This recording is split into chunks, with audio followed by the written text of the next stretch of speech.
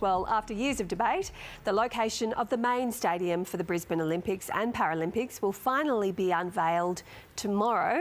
Labor, under Premier Anastasia Palaszczuk, planned to rebuild the Gabba.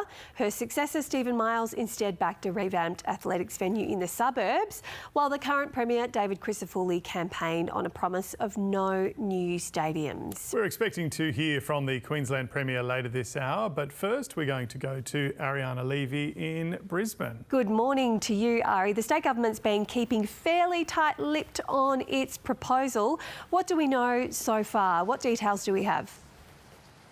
Yeah, good morning, Bridget. Well, exactly as you've mentioned, it has been a long-awaited announcement. And apart from the federal budget being released tomorrow, this is going to be one of the biggest announcements here in Queensland. Now, we are expecting through this proposal, it will be unveiled where exactly the stadiums will be built, where the athletes will be held, and whether or not there will be improvements to pre-existing infrastructure.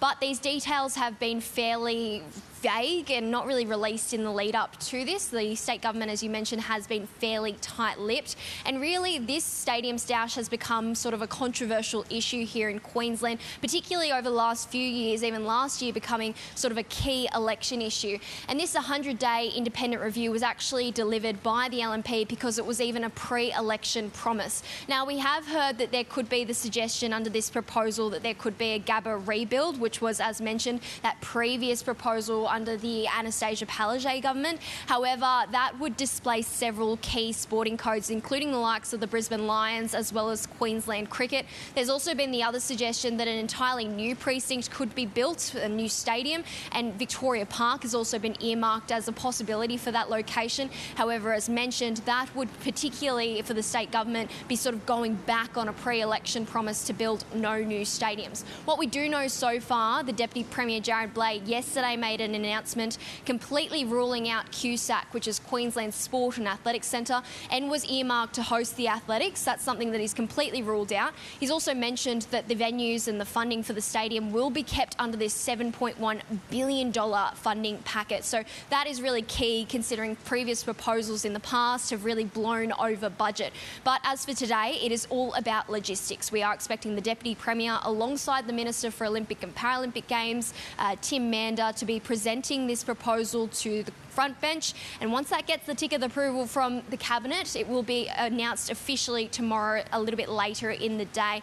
And as mentioned, we are expecting a lot of fallout and reaction from this, as it is a highly controversial sort of topic that's been debated over many years. We are also expecting the Premier, David Crisafulli, to speak a little bit later this hour as well, so hopefully we'll have a bit more updates for you then. All right, Ari, thanks very much. All eyes on that plan when it comes out. Let's head to Canberra now, where the Federal Treasurer is remaining tight-lipped about further relief from the cost of living in tomorrow night's budget. The government has already ruled out a surplus, saying the next one remains to be seen. For more, we are joined by our political reporter, Pablo Vinales at Parliament House. Pablo, g'day again. There haven't really been too many surprises so far. How is the government trying to frame this fourth budget? James, good morning. Well, the government is trying to paint this budget as both fiscally responsible but also addressing the key cost of living pressures that Australians are going through. Now, Jim Chalmers has admitted that after back-to-back surpluses, something Labor has certainly really sort of boasted about with over the last two budgets, there is a return now to deficits as far or in the years ahead. The Treasurer Jim Chalmers saying that it remains to be seen when the budget will return to surplus. Though the government is today claiming that there will be some savings in the budget of around $2.1 billion, including around $720 million coming on private consultants. The Finance Minister, Katy Gallagher, saying that they are shifting expensive outsourced work back to government departments. So it does bear noting that this reduction is comfortably less than what the government is announcing in its spending measures. Here is Katy Gallagher earlier this morning. A big chunk of it comes through reducing the reliance on contractors and consultants, which is something, again, we've done in each budget. And you'll see that through tomorrow night, in the budget tomorrow night. And that's a big part of the $2.1 billion. But that is in addition to the savings we've found before. So across this government, we've found $95 billion worth of savings. Katy Gallagher speaking there. The government has often spoken about some of the big spending pressures on the budget, things like paying down debt and the interest from that debt, the National Disability Insurance Scheme, defence spending, aged care and healthcare. We have also heard this morning from the Shadow Finance Minister, Jane Hume, who has really criticised the government for its fiscal management. There are deficits now that are baked in to budgets for the next decade. We don't think that that is good enough. The Coalition wants to see a budget that will restore standards of living and improve our prosperity and our opportunities, most importantly, and restore those fiscal guardrails. With a federal election imminent, perhaps the centrepiece of this budget tomorrow night is that extension of the energy bill relief. Yesterday, the Treasurer confirming $1.8 billion to extend the relief that is on energy bills for Australian households and around 1 million small businesses from July this year, $150 off the power bills. That will be in quarterly instalments. And James, to give you an indication of how this election contest is being framed, the Coalition, which has previously voted against the first iterations of this measure, will now support it, saying it won't stand in the way, James. All right, Pablo, thank you. Well, let's get some more news now. Emma's here. Thank you. Canadian Prime Minister Mark Carney has called a snap election for April the 28th. Mr Carney took over from Justin Trudeau, who resigned earlier this month. He says he needs a strong mandate to deal with the threat posed by US President Donald Trump's tariffs. The Gaza Health Ministry says more than 50,000 people have now been killed by Israel's offensive in the enclave.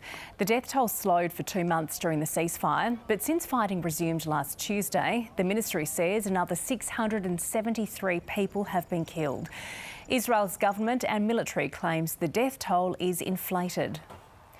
Pope Francis has returned to the Vatican after a 5-week stay in hospital where he was being treated for pneumonia. Before he was discharged, he made his first public appearance since being admitted, waving to a crowd from a balcony. His doctors say he needs 2 months' rest at the Vatican and he should eventually be able to resume normal activities. A parliamentary inquiry looking into the effects of pornography on young people will begin in New South Wales today. An e-safety report last year found 75% of 16 to 18-year-olds surveyed had seen online pornography, 1/3 of those before the age of 13. Australians will be given advice about overseas alcohol risks through a new government campaign. Young people in particular will be targeted through social media, texts and messaging at airports. It comes after Melbourne teenagers Bianca Jones and Holly Bowles died in Laos last year from drinking alcohol tainted with methanol. A driver has been taken to hospital after becoming caught up in a police pursuit in southwest Sydney. A police vehicle crashed into the car while pursuing another vehicle just after midnight. The driver of the sedan was taken to hospital with neck and back pain. 2 officers suffered minor injuries, while the driver of the police car will undergo mandatory testing. The rollout of smart ticketing in southeast Queensland is now complete, with buses and metro vehicles accepting additional payment methods from today. All public transport in the region can now be touched on and off with debit and credit cards, smartphones and smartwatches.